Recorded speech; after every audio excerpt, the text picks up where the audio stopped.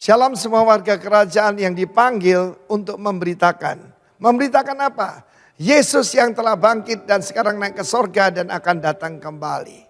Dia benar-benar mati seperti dikatakan oleh kitab suci. Benar-benar dikuburkan dan benar-benar bangkit pada hari yang ketiga. Dan sekarang ada di sorga sebelah kanan tahta Allah yang luar biasa. Kita melihat bagaimana Roh Kudus bisa memberikan boldness.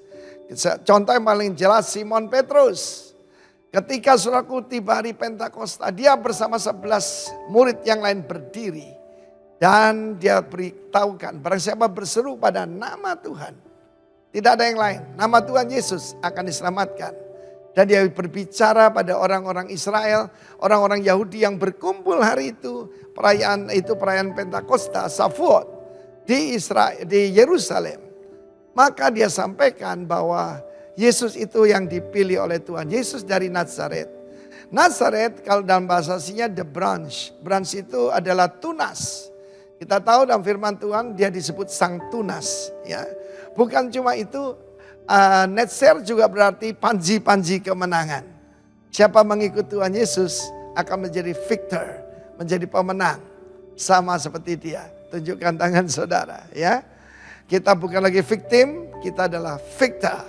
Dan kita lihat Petrus yang tadinya cuma ketemu dengan seorang pelayan wanita. Dia gemetar ketakutan. Saudara jangan lupa apa yang saya sampaikan bulan yang lalu. Bahwa Wahyu 21:8 orang yang gemetar, orang yang gentar akan digentarkan Tuhan. Tetapi kita lihat Petrus menjadi satu pribadi yang sangat berbeda. Dengan bold, dengan berani, dengan keyakinan. Dia beritakan nama dari Tuhan Yesus. Yesus dari Nazaret, Yeshua ya dari Nazaret. Dan saudaraku itu adalah the victor. Dia adalah sang tunas, the branch. Dan saudaraku jangan beritakan yang lain ya. Karena sekarang banyak sekali orang jadi motivator saudara. Demi toleransi ya. Saudaraku namanya toleransi itu memberitakan Yesus yang tidak ada duanya. Amin. Dia adalah Tuhan, bukan dituhankan oleh orang Kristen. Dia adalah Allah yang jadi manusia, biar jelas saja. Pada waktu perayaan Natal, pada tahun yang lalu, saya dapat kesempatan memberikan yaitu refleksi Natal. Refleksi Natal biasanya cuma ya mari kita rayakan Natal, kita berbaik dengan semua, toleransi. Tidak saudaraku, saya sampaikan 1 Timotius 3:16 bahwa dia adalah Allah yang menjadi manusia. Yang disembah oleh malaikat ya. Saudaraku yang diberitakan di seluruh dunia, dipercaya oleh bangsa-bangsa lain. Saudaraku pada waktu banyak sekali semua pemimpin daripada pulau ini jadi tingkat 1, tingkat 2 bahkan dari pusat. Saya tidak peduli saudaraku. Karena apa? Kalau saya gentar saya akan digentarkan. Tetapi berita ini harus kita sampaikan saudara. Petrus berdiri dan dia katakan dengan jelas yang kamu bunuh itu. Dia tidak bilang tentara Romawi.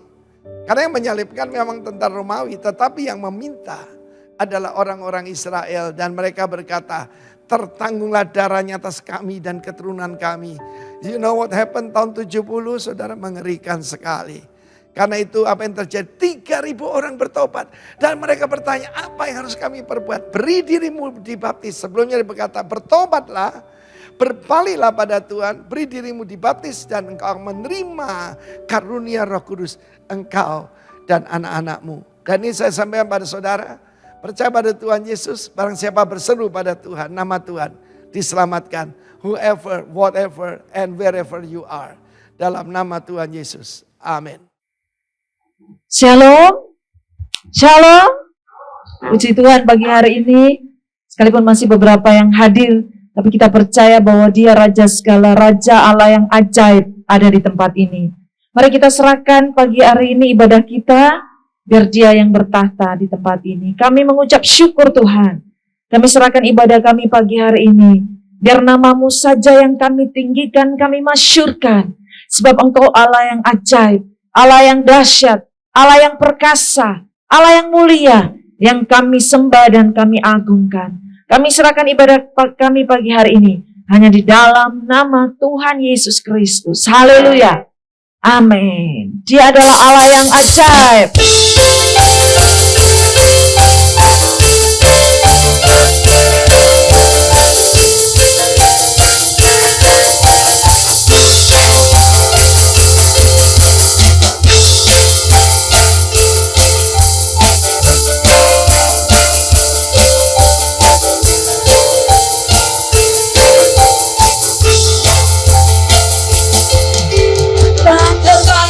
kebesaranmu dan tak terbanding kekuatanmu Tuhan, Kau megah bagiku. Segenap jiwa dan pengharapan telah ku serahkan untuk rencanamu Tuhan, Kau Raja atasku. Hanya Kau yang layak ditinggikan.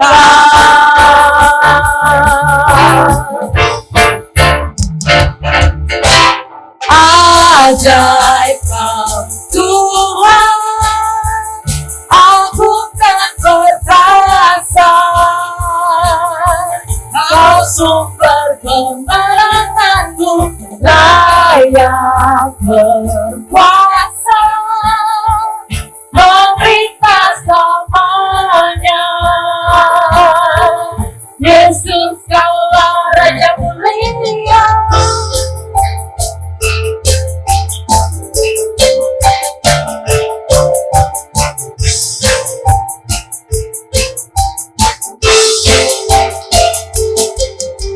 Tak terbayang kebesaranmu dan tak terbanding kekuatanmu Tuhan, Kau megah bagiku. Segenap jiwa dan pengharapan tak ku serahkan untuk rencanamu Tuhan, Kau Raja atasku. Hanya Kau yang layak ditinggikan.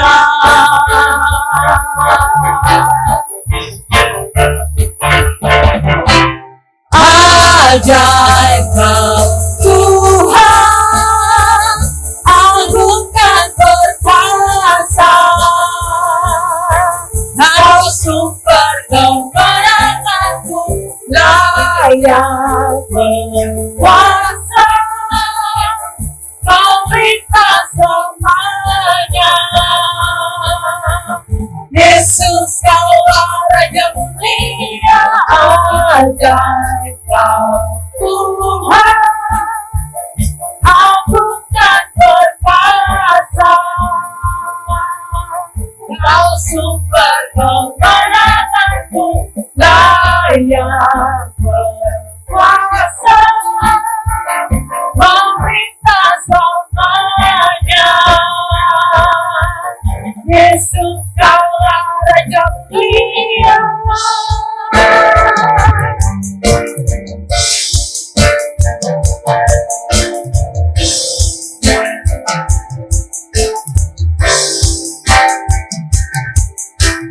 Aku tak perkasa, Raja dan percaya.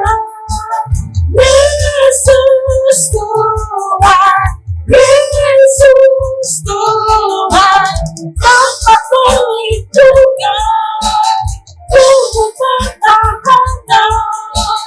Yesus Tuhan, Yesus. Bersama mendengar, aku kan perkasa, Raja dan percaya. Yesus Tuhan, Yesus Tuhan, Yesus. Tempat perlindungan, tempat perlindungan, tubuh pertahanan. Yesus Tuhan, Yesus Tuhan, ajaib Kau Tuhan, agung dan perkasa, Kau sumber kemenanganku, layak berkuasa, memerintah selamanya.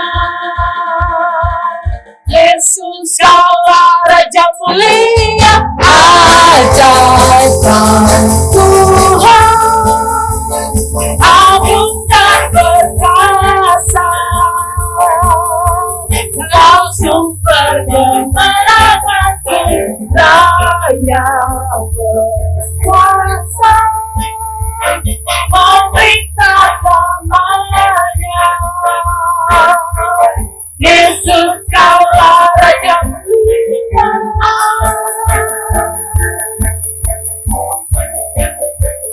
Raja mulia.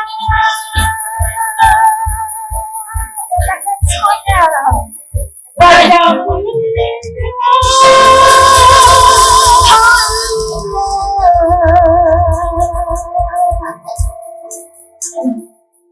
Mari kita hormati kedatangan Tuhan di tempat ini.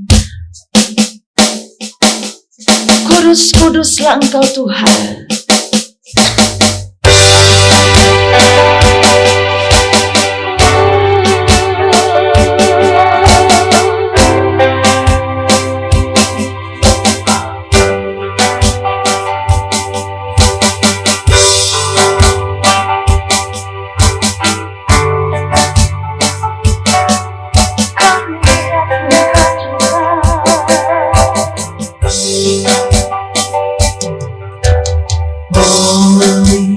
Holy, holy, Lord God Almighty.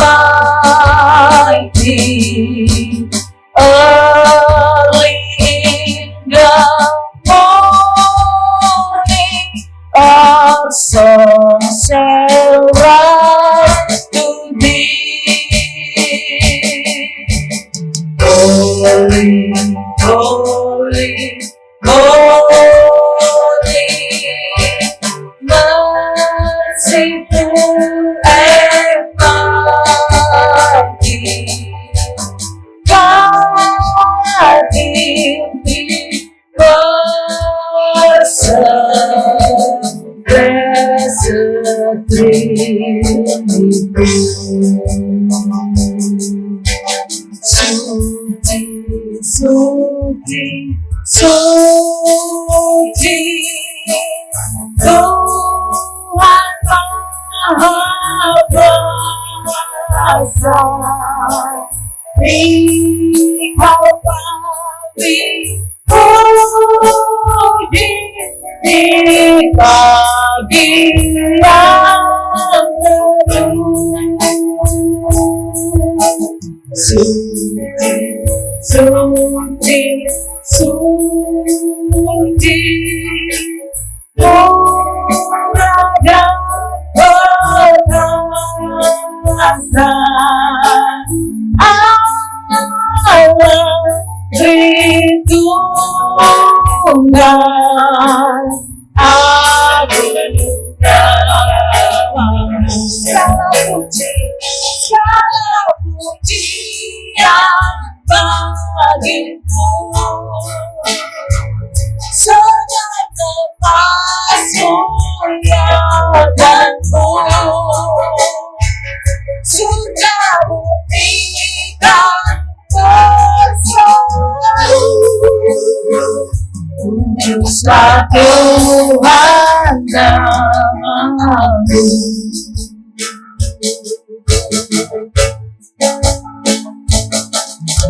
Suci, suci, suci, Tuhan Maha Kuasa.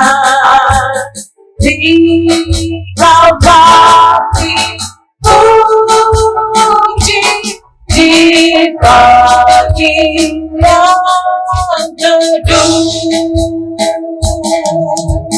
Suci, suci, suci, oh Raja perkasa,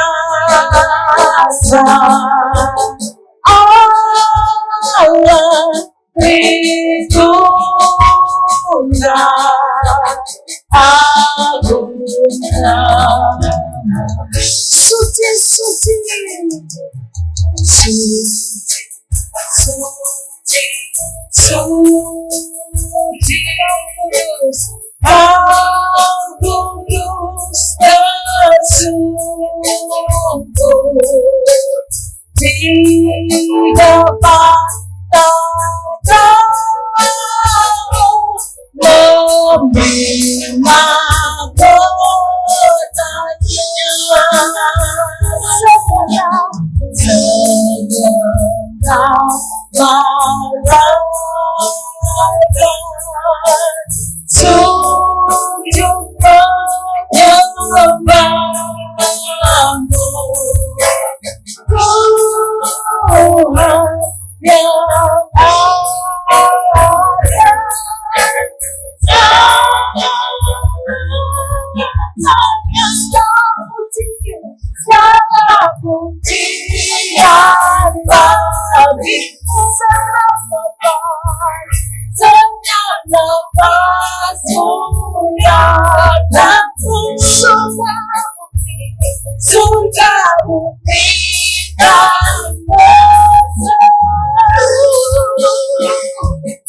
selalu ada. Segala pujian bagimu setiap nafas, dengan nafasmu yang baru. Surga bumi yang indah,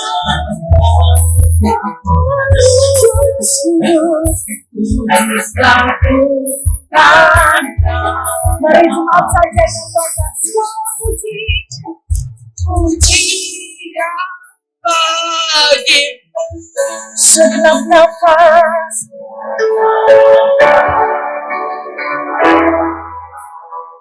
Surga bumi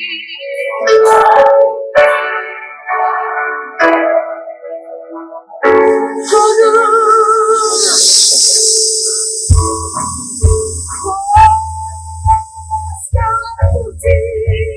segala pujian bagimu, segala nafasmu yang dalam. Surga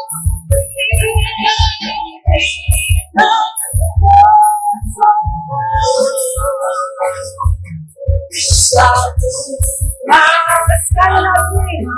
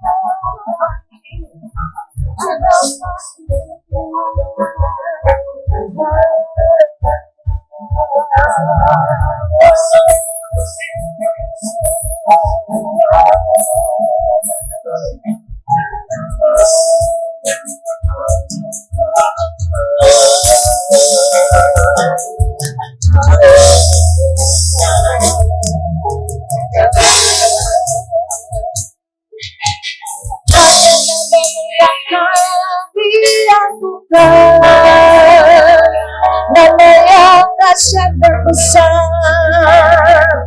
nama yang ajaib ya Tuhan, nama yang menyembuhkan, nama yang memulihkan, nama yang menguatkan.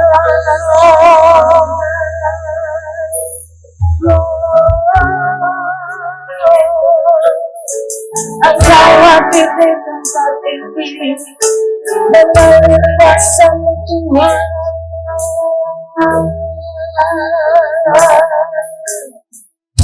Jehovah Mashiach, haleluya.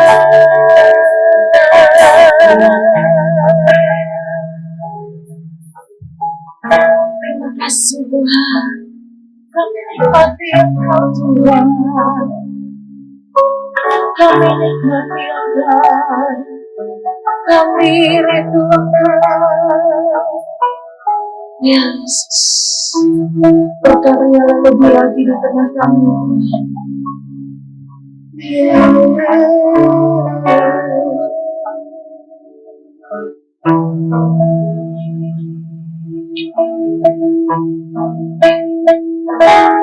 Mengalir kuasa dari tempat maha tinggi, Bapa kekal mulia, Kau hadir di sini, memulihkan hati, menyembuhkan yang terluka. Ku kan tenang bersama-Mu,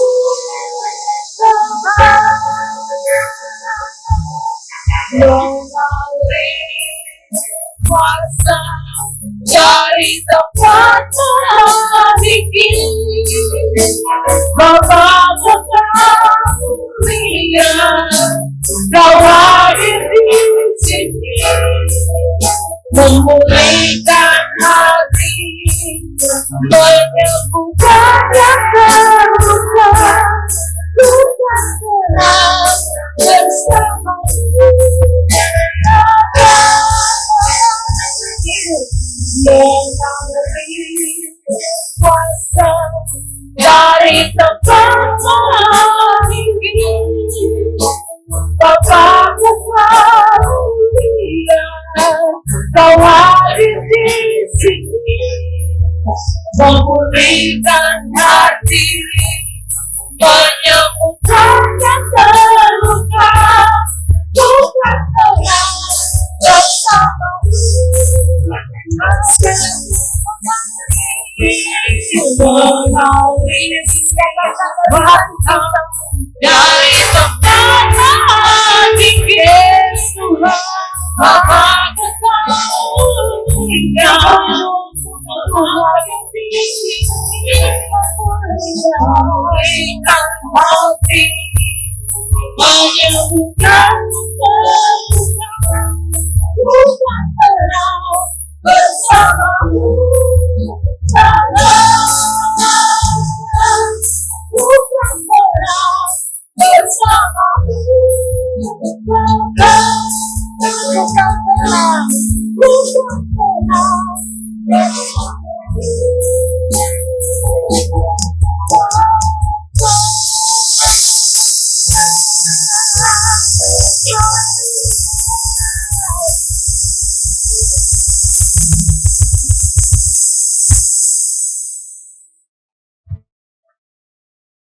Terima kasih Tuhan buat hari ini. Kami percaya Tuhan bahwa ada kasih karunia-Mu terhadap hidup kami, sehingga kami boleh ada hari ini Tuhan.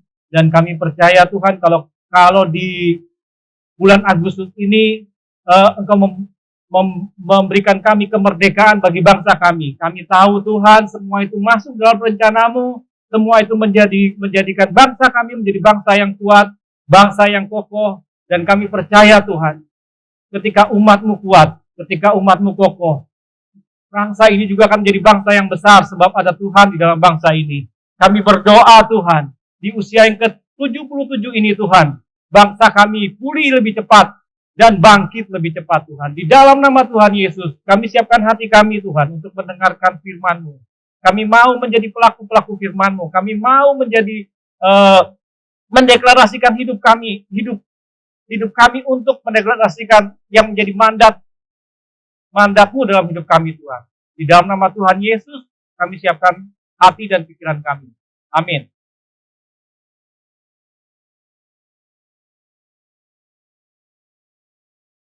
Shalom, Aparungan.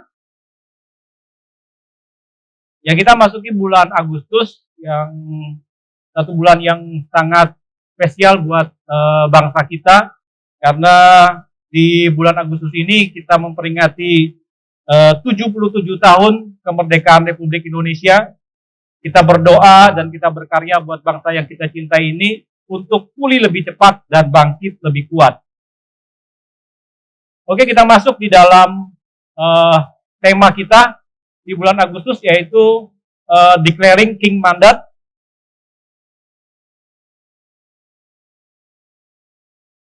Atau mendeklarasikan mandat daripada Sang Raja. Mendeklarasikan memiliki arti sederhana, memberikan pernyataan dalam bentuk sikap dan tindakan yang nyata atau yang jelas. Itu mendeklarasikan.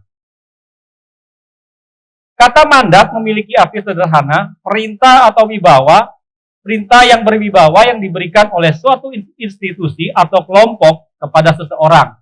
Dalam hal ini, kerajaan sorga memberikan perintah kepada kita semua untuk melakukan apa yang menjadi bagian kita. Dan mendeklarasikan mandat Sang Raja memiliki arti sederhana, pernyataan yang jelas atau nyata tentang sikap dan tindakan. Jadi ini berhubungan dengan sikap dan tindakan, bukan hanya mendeklarasikan tapi tidak terwujud dalam tindakan kita. Untuk melakukan perintah Sang Raja. Saya ulangi, mendeklarasikan mandat Sang Raja memiliki arti sederhana, pernyataan jelas atau nyata tentang sikap dan tindakan untuk melakukan perintah Sang Raja.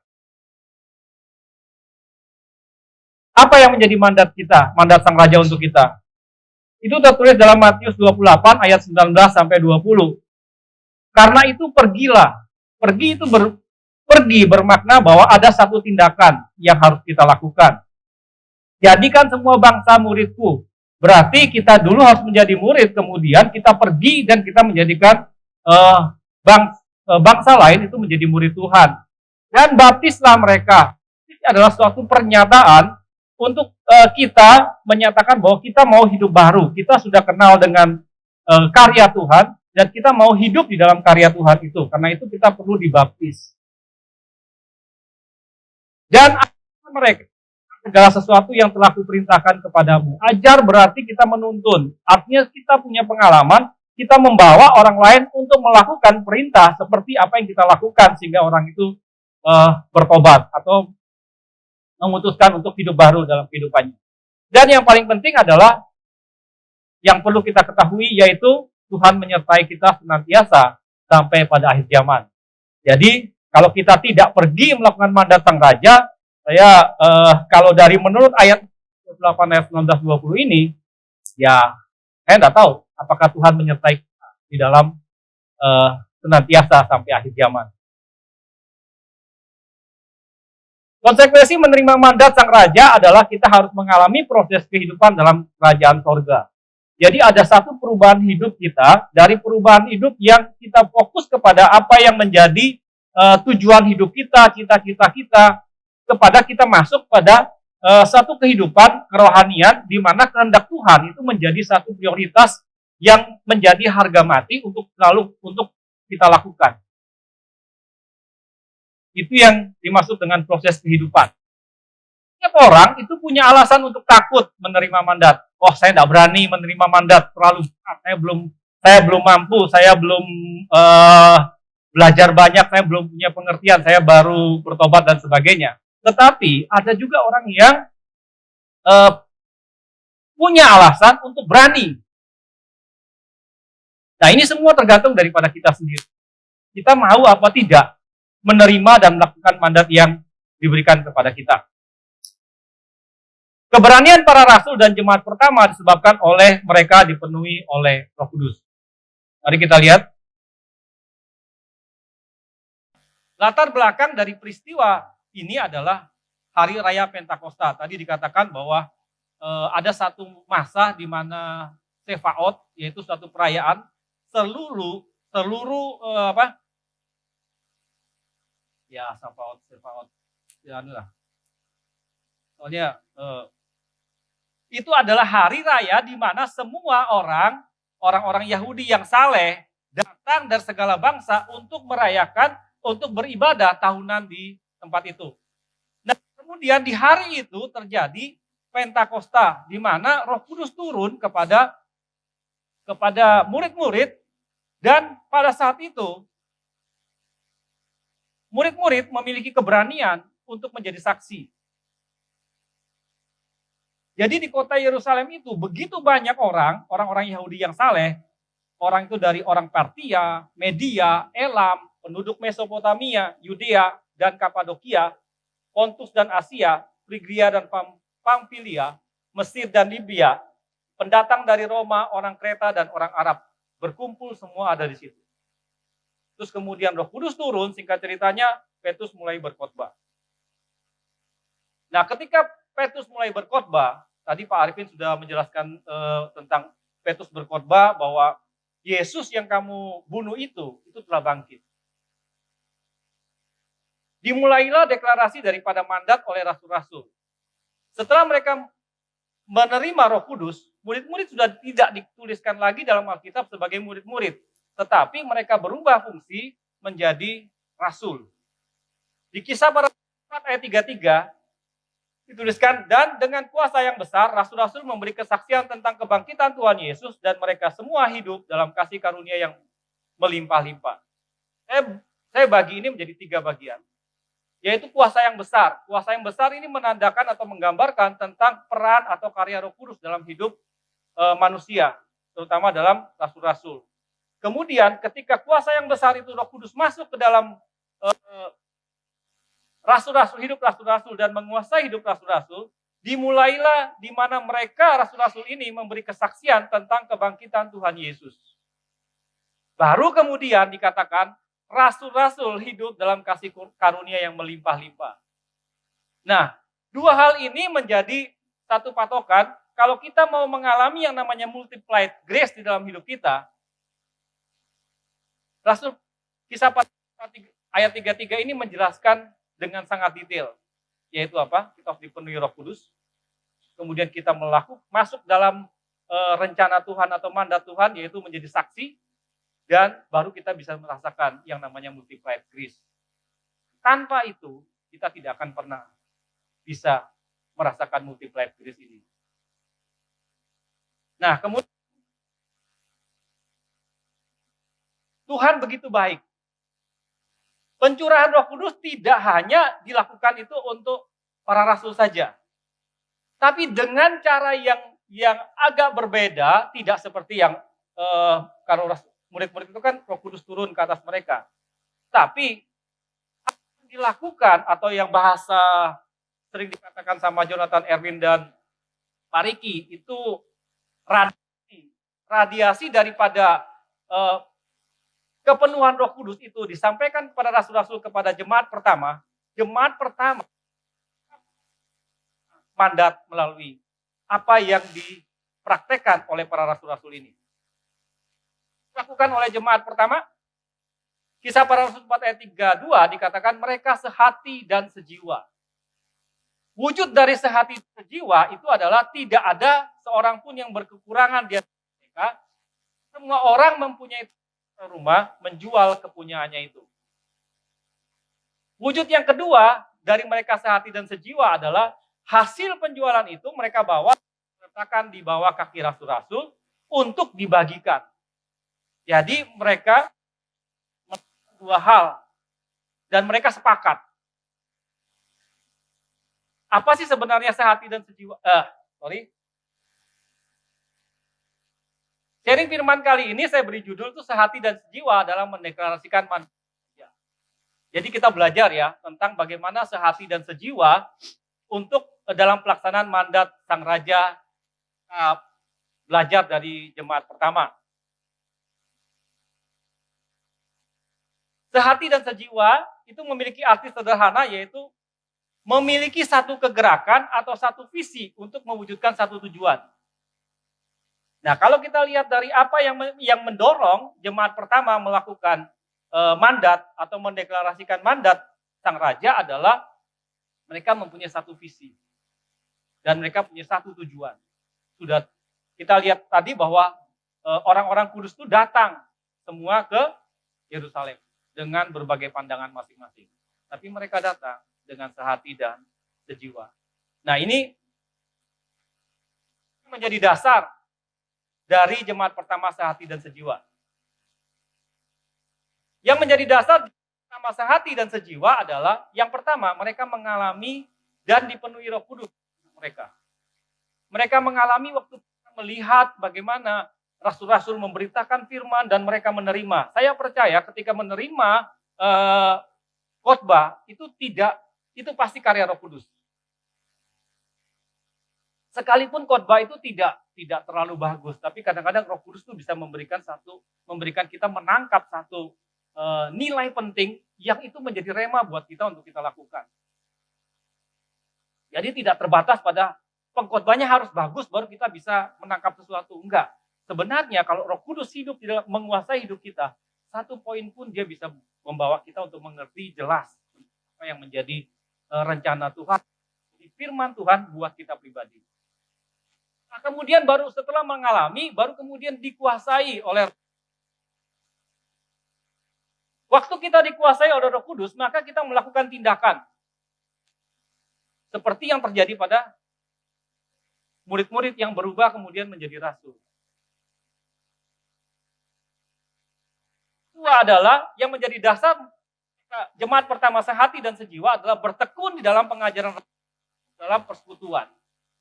Mereka bertekun dalam pengajaran dan hidup dalam persekutuan. Nah, itu menjadi dasar mengapa mereka bisa sehati. Di Kisah Para Rasul 2:42 dikatakan bertekun dalam pengajaran rasul dan dalam persekutuan, dan mereka semua berkumpul untuk memecahkan roti dan berdoa. Pertanyaannya, mengapa pengajaran dan persekutuan sangat penting di dalam mendeklarasikan mandat sang raja bagi jemaat pertama? Saya bagi di dalam pengajaran, mengapa pengajaran itu penting? Pengajaran memberikan kita 3 hal. Sebenarnya ada banyak, tapi saya 3 poin saja yang saya bagikan di sini tentang 3 hal. Yang pertama, yaitu mengubah pola pikir kita dari hamba dosa menjadi hamba kebenaran. Yang kedua, memberi pengertian kita sebagai bahan dasar pembangunan tubuh Kristus atau kerajaan sorga. Yang ketiga, pengajaran menjadikan kita memiliki fondasi kedewasaan rohani yang kokoh.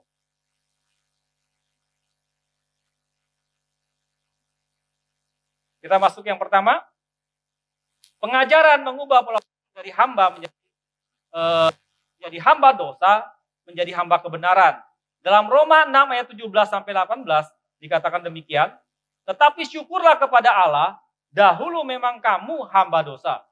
Tapi sekarang kamu dengan segenap hati telah menaati pengajaran yang telah diteruskan kepadamu. Kamu telah dimerdekakan dari dosa dan menjadi hamba kebenaran. Di sini jelas dikatakan bahwa ketika menerima pengajaranlah, kemudian kita mengerti di mana kita dibebaskan dari hamba dosa menjadi hamba kebenaran. Nah, kita lihat realisasinya di dalam jemaat pertama apa? Kisah Para Rasul 2 ayat 44-45 dikatakan, dan semua orang yang telah menjadi percaya tetap bersatu, dan segala kepunyaan mereka adalah kepunyaan bersama. Di ayat 45, dan dari mereka yang menjual harta miliknya, lalu membagi-bagikannya kepada semua orang sesuai dengan keperluan masing-masing. Apa artinya? Artinya dengan yang mereka terima, jemaat pertama terima dari rasul-rasul, itu menjadikan jemaat pertama memiliki pengertian yang diubahkan. Pengertian apa yang dirubahkan dari jemaat pertama? Yang pertama, mereka rindu menjadi bagian pergerakan. Mereka lihat pergerakan Tuhan dan kemudian mereka rindu menjadi bagian. bukan arti pergerakan Tuhan. Tapi itu menjadi bagian. Yang kedua, apa yang mereka miliki adalah alat untuk melakukan mandat sang raja. Waktu sudah mempunyai kerinduan mereka bertumbuh. Apa sih yang bisa aku perbuat? Kadang-kadang kita tahu ada satu pergerakan Tuhan. Tapi pertanyaannya, apa yang kita bisa buat? Saya tidak bisa berkhotbah, saya tidak punya kuasa, saya tidak pernah mempraktekkan kuasa, saya juga tidak bisa angkat tangan, saya tidak bisa punya pengalaman menyembuhkan orang dan sebagainya. Itu kan terjadi dalam kehidupan kita. Tapi jemaat pertama, ini mereka sadar karena Roh Kudus, saya percaya bahwa Roh Kudus yang memberikan kepada mereka bahwa apa yang ada pada kita itu yang Tuhan pakai dalam hidup. Bukan apa yang orang lain buat. Kalau kita bilang saya tidak pernah menyembuhkan orang, saya tidak pintar berkhotbah, itu kita sedang membandingkan kita dengan orang lain. Di sini dikatakan apa yang mereka miliki adalah alat untuk mereka melakukan mandat sang raja. Mereka punya tanah, mereka jual. Mereka punya rumah, mereka jual. Tidak berbicara tentang punya tanah banyak, kamu jual dong. Enggak. Tapi mereka, apa yang mereka punya, itu mereka pakai. Dan yang ketiga, jemaat pertama rela berkorban untuk pergerakan sang raja. Sudah tidak pakai hitungan-hitungan lagi. Karena apa yang mereka punya, itu adalah milik Tuhan. Nah sekarang, mengapa jemaat pertama menjual tanah dan rumah mereka dan hasil penjualan dibagikan ke siapa? Kita mesti lihat jelas kalau kita baca ayat ini, karena jujur waktu saya pertama baca ayat ini, saya berpikir bahwa mereka menjual, jemaat pertama ini menjual harta, mereka kasih kepada orang-orang miskin. Apakah benar demikian? Ini kita lihat. Ini saya bagikan yang saya dapat. Jemaat pertama menjual tanah dan rumah mereka dikarenakan antusias orang-orang pendatang.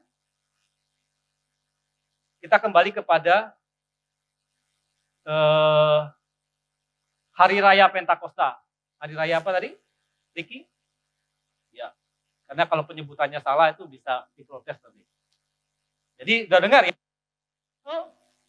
Hari Raya itu berkumpul berbagai orang saleh dari segala bangsa. Berkumpul mereka. Kalau rutin, itu paling cuma 1 hari. Kalau cuma 1 hari, tentu mereka membawa bekal paling lama 2 hari atau 3 hari. Atau mungkin kalau mereka berjalan kaki, mereka perlu persiapan untuk pulang. Tapi pasti tidak akan pernah punya bekal yang sangat lebih banyak. Ya kan?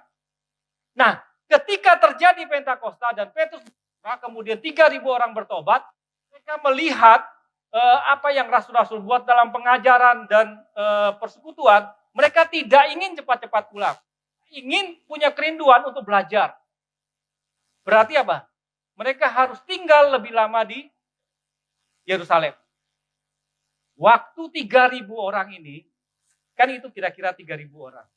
Kita taruh 2.000 orang atau 1.000 orang datang ke Yerusalem. Mereka harus tinggal sebulan. Mereka punya persiapan 3 hari. Anda mereka. Ini yang dilihat oleh jemaat pertama yang ada di Yerusalem.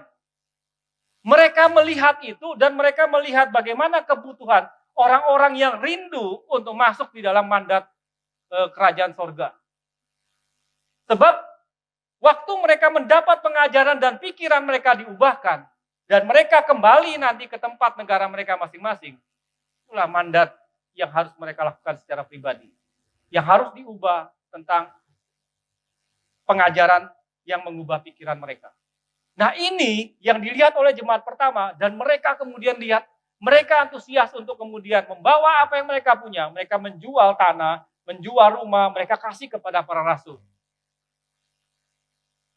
Mereka punya ketaatan dan mereka bagikan karena para rasul ini pemimpin ya sebagai rumah Tuhan. Mereka punya bagian untuk membagikan orang-orang yang memerlukan. Sehingga waktu mereka berada di Yerusalem, mereka tidak kekurangan.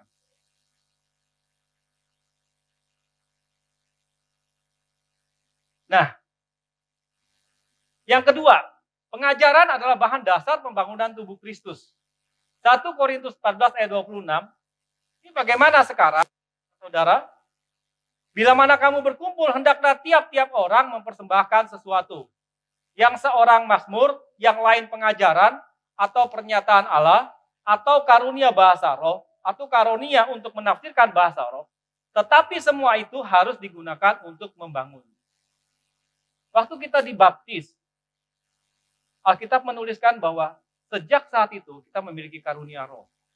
Dan karunia roh itu berbeda-beda. Setiap orang berbeda-beda. Tidak sama. Tidak sama tidak berarti harus berkompetisi. Tidak sama tidak berarti kita harus mencari mana yang paling benar. Mana yang paling hebat. Enggak seperti itu. Karena semuanya ini dipakai untuk membangun. Ada yang mempunyai karunia nabi, dia bernubuat. Ada yang mempunyai karunia berbahasa roh, dia berbahasa roh. Ada yang punya karunia untuk menerjemahkan. Ada karunia mengajar dan sebagainya. Nah, bagaimana wujud daripada pengajaran atau bahan dasar pembangunan tubuh Kristus di jemaat pertama? Kisah Para Rasul 4 ayat 46 sampai 47a dituliskan, dengan bertekun dan dengan sehati mereka berkumpul tiap-tiap hari di dalam bait Allah. Waktu kita di dalam bait Allah, rumpi kan. Kita akan berpikir tentang apa yang Tuhan ingin lakukan, kita bisa. Mereka memecah-mecahkan roti di rumah masing-masing secara bergilir dan makan bersama dengan gembira dan hati sambil memuji Tuhan. Bagian orang semua untuk melakukan menjadi pelayan di dalam kehidupan mereka. Artinya setiap kita kalau karunia memiliki sekalipun berbeda bukan untuk berkompetisi, tapi melengkapi dan saling adalah bahan dasar pembangunan tubuh Kristus. Yang ketiga adalah pengajaran itu menjadikan kita memiliki fondasi kedewasaan yang kedewasaan rohani yang kokoh. Efesus 4 ayat 14, sehingga kita bukan lagi anak-anak yang diombang-ambingkan oleh rupa-rupa angin pengajaran, oleh permainan palsu manusia dalam kelicikan yang menyesatkan. Pengajaran membuat kita memiliki landasan berpikir dewasa yang tidak gampang diombang-ambingkan oleh yang namanya sesuatu kebaikan. Tapi belum tentu benar. Nah, kita lihat di dalam penerapannya di dalam jemaat pertama.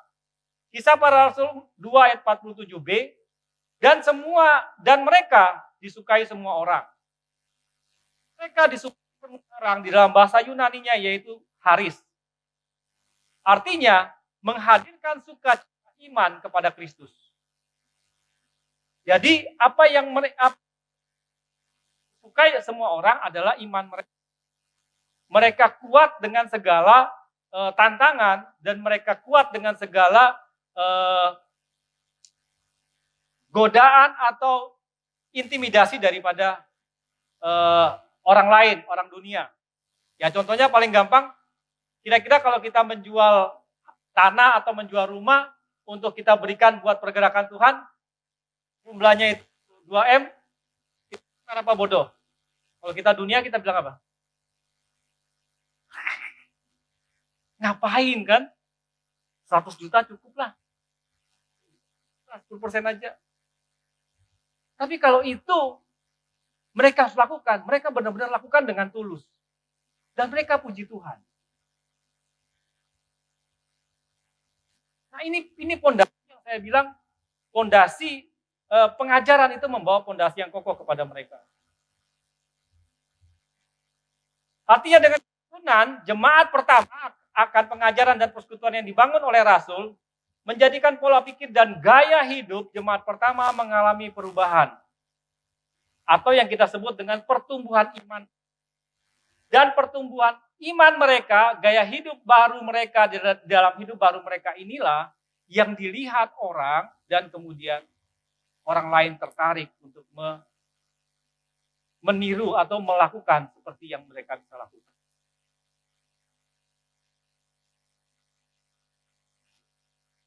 Mengapa persekutuan penting? Karena persekutuan adalah circle untuk menerima pengajaran, mempraktekkan pengajaran yang diterima dan dimentoring. Kita perlu yang namanya persekutuan. Kalau tidak, kita mau praktek, kita mau terima pengajaran di mana? Kita mau prakteknya di mana? Seorang nabi harus dia mempraktekkan dalam persekutuannya lebih awal. Dengan begitu, anggota, kalau kita di sini ada keluarga kerajaan namanya ya, kalau kita praktekkan tentang kita seorang nabi, ada sesuatu yang Tuhan sampaikan kepada seorang nabi ini, dia perlu sampaikan kepada orang lain kan? Itu pesan Tuhan untuk orang lain. Nah, kalau dia sampaikan kepada orang yang berada di dalam keluarga kerajaannya dia, di dalam kakaknya, orang ini akan jujur kan mengatakan, kayaknya apa yang kamu katakan benar, kalau itu memang benar. Tapi kalau tidak, dia juga akan bilang, ini belum terjadi atau tidak terjadi. Nah, dengan demikian, tidak memperburuk keadaan orang yang baru belajar menjadi nabi yang menyuarakan suara Tuhan. Karena apa? Hanya saudara yang mau jujur dengan saudara yang lain. Kalau sudah sampai kepada orang umum, kalau kita salah dalam menyampaikan sesuatu, itu biasanya hukuman sosialnya lebih. Nah, kita perlu belajar dulu. Dan kita perlu di-mentoring. Kadang-kadang pesan Tuhan sampai, itu untuk kita pribadi atau kita sampaikan kepada orang lain. Kapan waktunya? Itu perlu apa? Perlu yang namanya belajar, perlu pementoran supaya kita lebih bijaksana di dalam karunia-karunia yang diberikan kepada kita. Dengan demikian dapat orang bertumbuh dengan belajar sendiri. Bagi saya, saat perjanjian mungkin bisa. Tapi untuk perjanjian baru kayaknya nggak bisa. Ini dasarnya. 2 Korintus 3 ayat 6. Tuhan membuat, ini Paulus menuliskan ya, Ia atau Tuhan membuat kami juga sanggup menjadi pelayan-pelayan dari satu perjanjian baru yang tidak terdiri dari hukum tertulis, tetapi dari roh. Sebab hukum tertulis mematikan, tetapi roh menghidupkan. Nah, kalau pakai hukum tertulis, mungkin kita bisa belajar sendiri ya. Belajar di rumah, hafal, lakukan. Tapi Samuel itu tinggal bersama dengan Imam Eli. Waktu Tuhan panggil dia Samuel, apakah dia tahu itu suara Tuhan? Dia pergi ke Imam Eli. Sebab yang dia tahu, yang panggil dia pasti Imam Eli. Nah, ini perlu mentoran.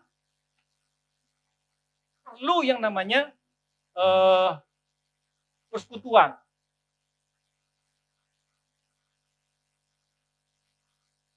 Kalau kita pakai hukum tertulis, itu biasanya mematikan. Karena apa?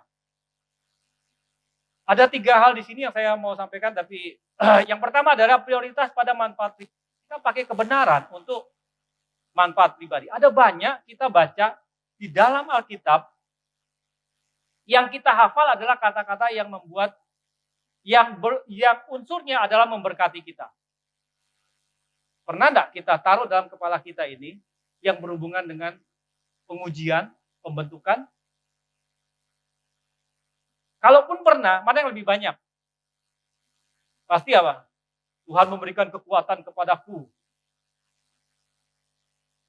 Allah turut bekerja dalam segala hal untuk mendatangkan kebaikan bagi orang yang mengasihi dia. Aku mengasihi dia, Tuhan akan bekerja.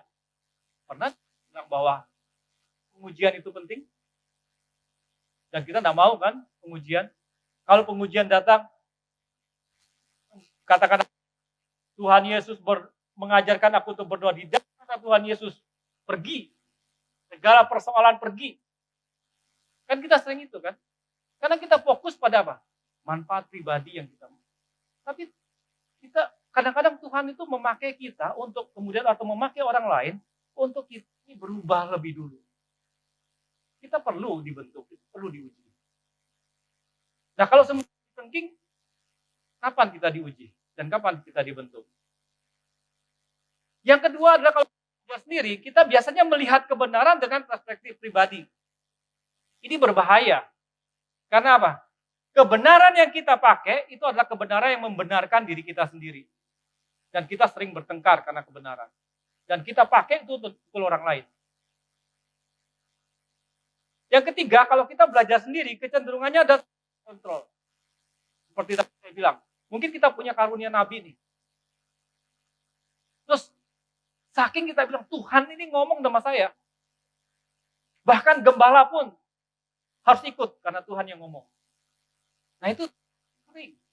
Tuhan loh yang saya tidak akan pernah mengikuti manusia, tidak menghalangi apa yang Tuhan katakan dalam hidup. Terus guna pemimpin apa? Gunanya gereja apa? Nah ini sering terjadi persoalan di gereja-gereja. Makanya kita perlu yang namanya persekutuan itu. Jemaat dipaksa untuk berani menerima mandat, tapi tidak dipaksa untuk memiliki kerinduan supaya hidupnya dengan Roh Kudus untuk menjalankan mandat. Maksudnya begini, waktu pertama mereka melihat rasul-rasul dengan tanda-tanda ajaib yang mereka buat dan dengan karunia roh yang mereka praktekkan, jemaat pertama semangatnya muncul kan. Mereka menerima mandat, mereka berani. Tapi mereka kembali ke tempatnya masing-masing. Yang harus pelihara mandat ini siapa? Mereka kan? Ini kan mereka sudah tidak lihat siapa-siapa lagi. Mereka harus jalan. Nah ini yang kita harus perhatikan. Kadang-kadang KKR besar kan seperti itu. KKR besar kita ditantang, wah kita mau berubah. Begitu Mr. Oscar sering bilang, begitu tamunya pergi, spiritnya juga pergi ya Mister ya. Spiritnya pergi juga katanya. Harusnya ditinggalkan gitu kan. Nah ini karena ini. Kita itu tidak dipaksa. Tapi kita yang harus memaksakan diri untuk terus hidup dalam dikuasai oleh Roh Kudus. Nah ini contohnya adalah Ananias dan Safira. Ananias dan Safira menerima mandat dari sang raja. Mereka hidup dalam komunitas, mereka masuk di dalam pengajaran daripada rasul-rasul. Tetapi mereka berdua tergoda dan mengizinkan iblis menguasai hati mereka. Di Kisah Para Rasul 5 ayat 3, terjemahan bahasa Indonesia sehari-hari, maka Petrus berkata kepadanya, Ananias, mengapa kau biarkan iblis menguasai hatimu sampai engkau berdusta kepada Roh Kudus dan diam-diam menahan dirimu sendiri dari penjualan tanah itu. Mereka ada, tapi mereka tergoda. Apa yang membuat tergoda? Ini penafsiran saya saja. Sebab pengalaman saya begini. Ini pengalaman pribadi ya, pengalaman pribadi yang coba nanti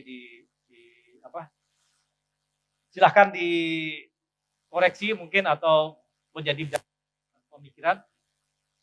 Kalau saya baca di dalam pembangunan rumah Tuhan di zaman Daud, itu bukan di zaman Daud, di waktu bangsa Israel pulang dari Babel kalau tidak salah. Nah itu mereka apa? Tuhan tuh memberkati jemaat untuk apa? Bisa membangun bait Allah yang mereka rindukan. Nah di sini saya juga waktu gambar selesai dan semua pembangunan bahwa kita akan bangun gedung gereja dan jumlahnya sekian M. Waduh, yang saya gini, aduh, nolnya kebanyakan nih. Kebanyakan banyak, bukan kebanyakan sedikit.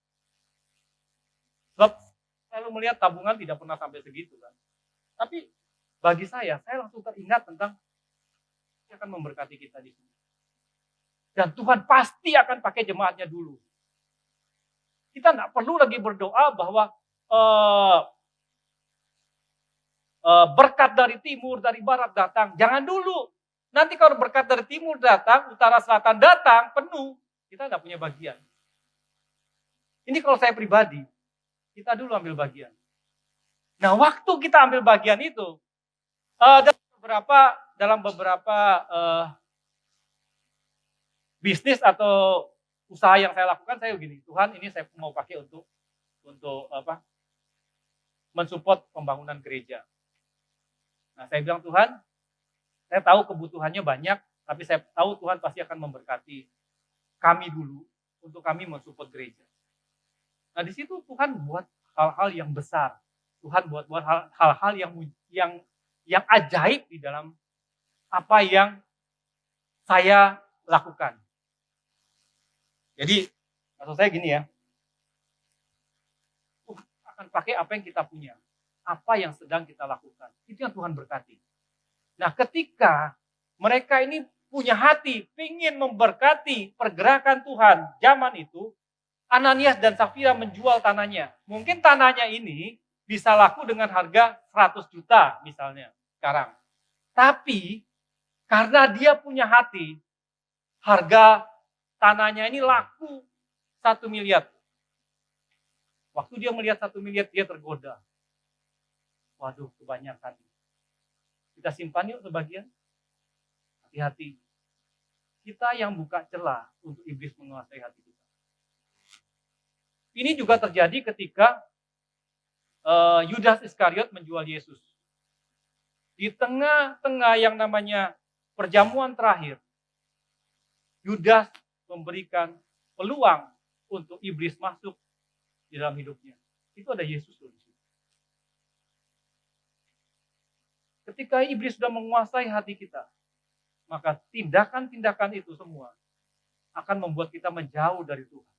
Akan kita menjadi ilalang di tengah gandum. Dan ini sangat berbahaya. Ini akan sangat mempengaruhi pertumbuhan daripada gandum-gandum yang ada di ladang Tuhan.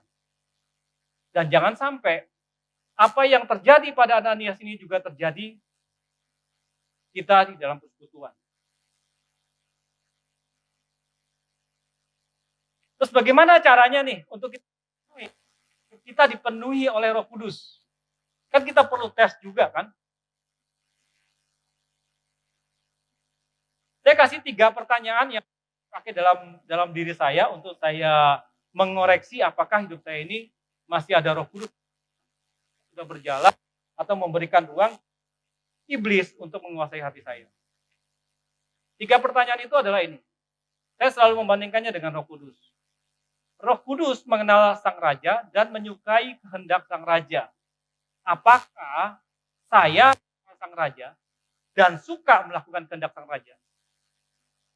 Itu yang harus kita jawab dalam hidup kita. Kalau kita dapati bahwa kita kenal Sang Raja, tapi kita pelayanan. Saya tidak punya waktu. Saya sibuk di dalam usaha saya. Saya sibuk di urusan rumah tangga dan sebagainya. Ini apakah saya masih dipenuhi Roh Kudus? Kita perlu tanya. Yang kedua adalah Roh Kudus itu membantu kita untuk memiliki sifat dan karakter Sang Raja. Salah satu sifat Sang Raja adalah murah pada semua orang. Nah, kita ajukan dalam diri saya lagi. Apakah saya ini murah hati pada semua orang? Atau saya murah hati pada orang-orang tertentu? Pertama, itu dari berbagai bangsa orang datang ke situ. Orang-orang saleh. Nah, kalau mereka murah hatinya kepada orang-orang tertentu saja, tentu tidak dibilang dibagikan sesuai dengan keperluan mereka masing-masing. Dan yang ketiga, Roh Kudus itu selalu menjelaskan tentang salib Kristus. Apakah ajukan saya sudah memikul di dalam hidupnya? Saya tidak bilang salib Yesus ya, karena kalau salib Yesus berat. Tapi salib saya. Karena salib berbicara tentang kehendak Tuhan yang Tuhan taruh dalam hidup saya. Dan hidup kita masing-masing. Setiap orang memikul salibnya sendiri-sendiri. Orang yang banyak, dia akan memikul salibnya, hartanya dia pakai untuk keperluan pribadinya atau sebagai pengelola harta kerajaan surga. Salib. Itu berbicara tentang salib.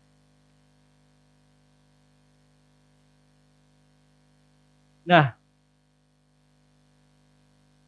dampak dari jemaat melakukan mandat Sang Raja dengan sehati dan sejiwa adalah di Kisah Para Rasul 2 ayat 47b. Dan tiap-tiap hari Tuhan menambah jumlah mereka dengan orang yang diselamatkan. Tentu kembali lagi bukan karena mereka kotor, tapi cara berpikir, gaya hidup mereka yang berubah yang dilihat oleh orang lain. Dan kemudian Tuhan menambahkan. Bagaimana dengan jemaat GBROK Sumbawa Besar? Kita bisa tangkap enggak visi Tuhan yang ada di kota kita? Yang paling gampang adalah kita melihat apa yang apa yang Tuhan taruh, visi apa yang Tuhan taruh di gembala kita. Seingat saya, Pak Gembala itu dikasih mimpi sama Tuhan 400 jemaat. Nah sekarang kita berpikir 400 ini kalau kita mau mendukung, kalau kita bilang satu orang membimbing atau memberi pengajaran kepada 10 orang, berarti kita butuh berapa orang? 40 orang kan? Kita punya GKK sekarang ada berapa? Baru 7. Nah sekarang kita bisa ngecek nih, apakah kita mau menjadi bagian dari melakukan mandat yang Tuhan tempatkan di GBI Rock Sumbawa. Perhatikan apa yang menjadi pekerjaan Roh Kudus untuk GBI Rock Sumbawa. Yang tadi saya bilang. Sekarang saya lihat beberapa orang yang sudah muncul adalah yang baru-baru ini karunia Nabi. Ada 2 orang yang saya lihat karunia Nabinya nyata. Dan orang-orang ini adalah orang-orang yang benar-benar mereka ada Tuhan itu suruh mereka untuk menyatakan suatu pernyataan, dan pernyataan itu mereka sampaikan itu benar-benar seperti terjadi pada Kisah Para Rasul. Bahwa apa yang mereka katakan itu adalah suara roh. Sama seperti yang terjadi kepada Kisah Para Rasul. Orang-orang yang ada pada zaman itu mengatakan apa? Mereka ini mabuk. Tapi tidak. Nah ini sudah mulai ada, sudah mulai muncul. Nah sekarang kita lihat, Tuhan sudah mulai bekerja sebelum gedung gereja ini ada. Saya berharap bahwa kita semua menangkap pesan ini untuk kita pun mempersiapkan diri kita. Sebab bukan khotbah yang membuat orang bertobat atau orang diselamatkan, tapi perubahan gaya hidup kita yang kita dapat dari pengajaran-pengajaran yang kita bagikan. Sehingga siapapun yang dia tanya tentang itu mempunyai nama bahwa Tuhan itu Yesus. Dan saya mengajak kita semua untuk bergabung dalam keluarga kerajaan dan bertekunlah dalam pengajarannya. Sukai pengajaran, jangan tergabung dalam keluarga kerajaan untuk kemudian senang karena makan-makannya atau senang karena liburan piknik barengnya dan sebagainya. Itu boleh, tidak salah, tapi itu menjadi penyemangat pemersatu. Tapi pengajaran itu yang mengubahkan kita. Dan apa yang kita yang menjadi gaya hidup tanpa pengajaran tidak mungkin bisa terjadi.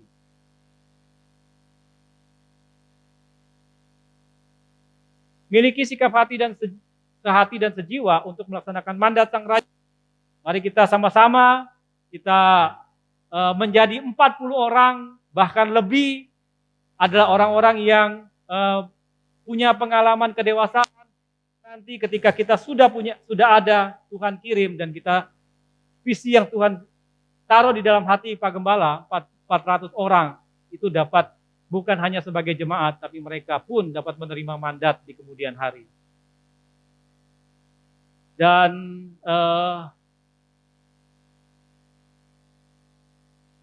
saya sampai untuk kita semua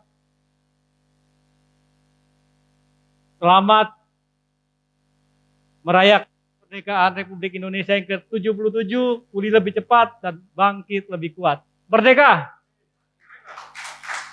Mari kita berdoa. Tuhan, hamba telah menyampaikan firman-Mu, hamba percaya Tuhan bahwa Tuhan bergerak bukan hanya kepada para rasul, tapi semua karena Roh Kudus yang ada dalam kami. Tuhan, kalaupun kami didapati sudah keluar atau tidak, hidup kami dikuasai oleh iblis, atau kami keluar dari rencana Tuhan, atau kami sudah lama meninggalkan Roh Kudus dalam hidup kami mohon pengampunan daripada-Mu Tuhan, sebab kami percaya bahwa ketika kami bertobat, Engkau adalah Allah yang mengampuni kami, Engkau Allah yang memulihkan kami, sebab kami percaya Tuhan. Kami adalah anak-anak-Mu yang Kau kasih di dalam nama Tuhan.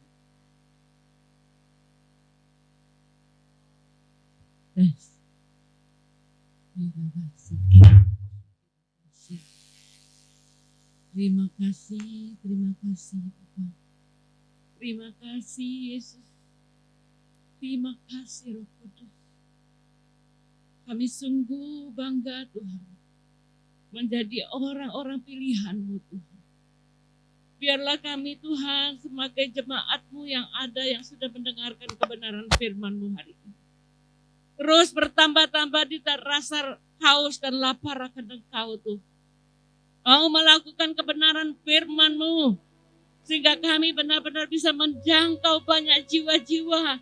Baik melalui kesaksian kami, melalui doa-doa kami, melalui pelayanan-pelayanan dari hamba-hamba-Mu yang pergi keluar Tuhan.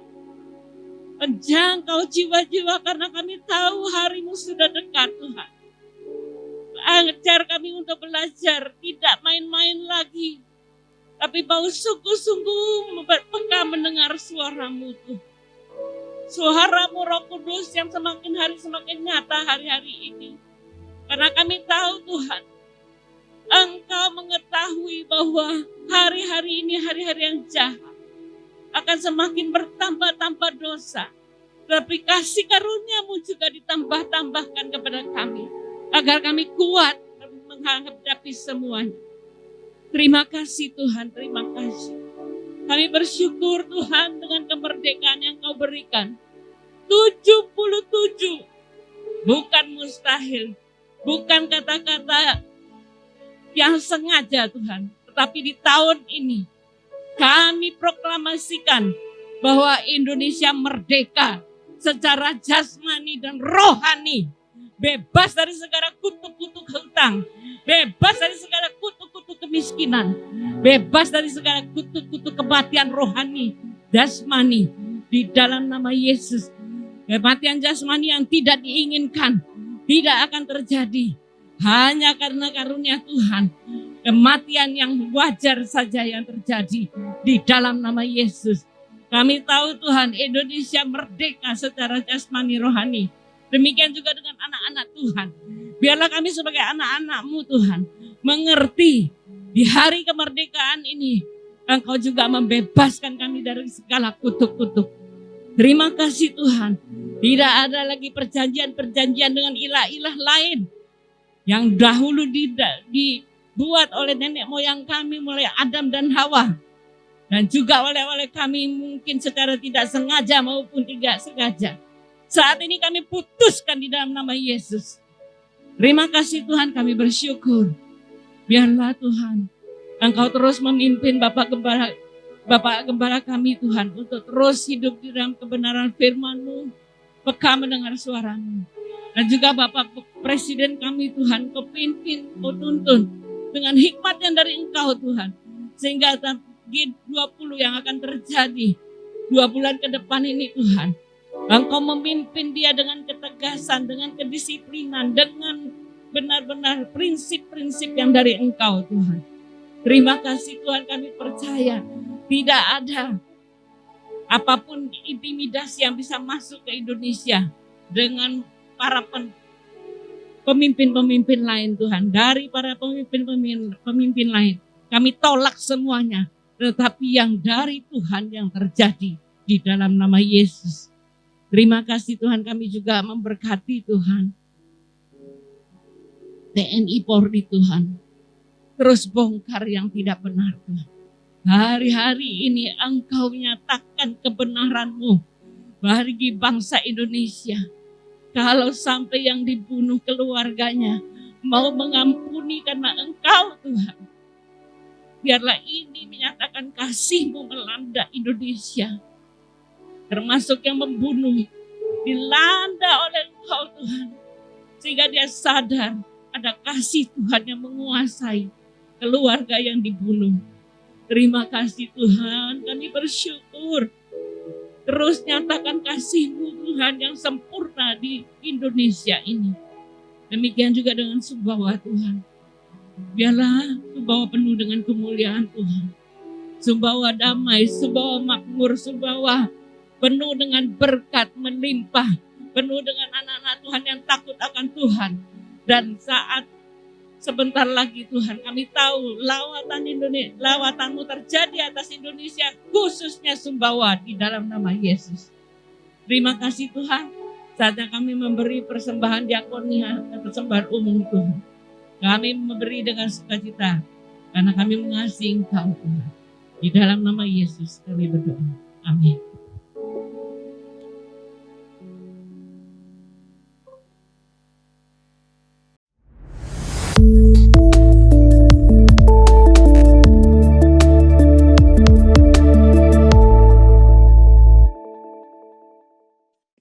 Shalom, salam sejahtera bagi kita. Ibadah hari Minggu diadakan di Aula Hotel Tambora. Acara dilaksanakan pada pukul 8 pagi. Dihimbau untuk jemaat hadir menggunakan protokol kesehatan.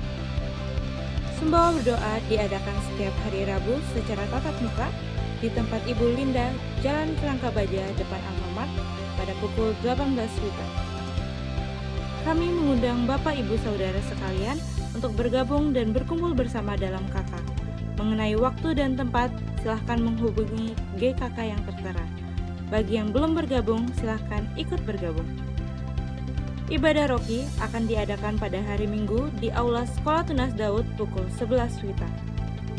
Bagi jemaat yang tergerak untuk membantu pembangunan gereja, bisa melalui rekening BNI atas nama GBI Rock Sumbawa. Selamat hari Minggu, Tuhan Yesus memberkati.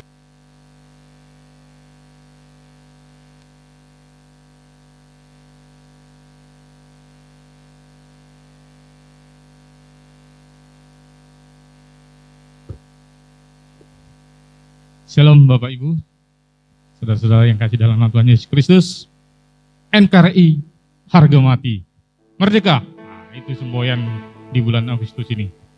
Dan kita akan sambut berdiri keluarga baru yang baru datang di tempat kita hari ini. Keluarga besar Bapak Theophilus Wijaya beserta Ibu Ratna. Dan beserta dua anaknya, selamat datang.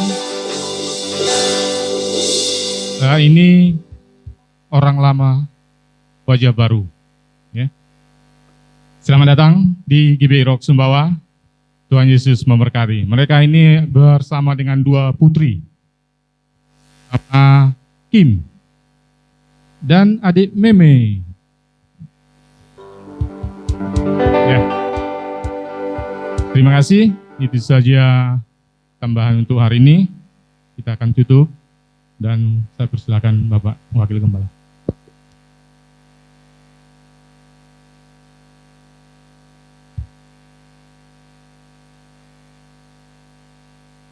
Mari kita berdiri. Jemaat yang dikasihi Tuhan, terimalah berkat dari Bapa, Putra, dan Roh Kudus dalam nama Tuhan Yesus. Tuhan memberkati dan memberikan kekuatan dan kemampuan untuk dapat menangkap visi Tuhan dalam hidup kita, sehingga hidup kita menjadi berkat dimanapun kita berada. Dan apa yang kita lakukan menjadi teladan bagi orang lain untuk mau menjadi murid Kristus. Di dalam nama Tuhan Yesus, terimalah itu semua. Dan bagi yang percaya menerimanya, katakan, Tuhan Yesus memberkati.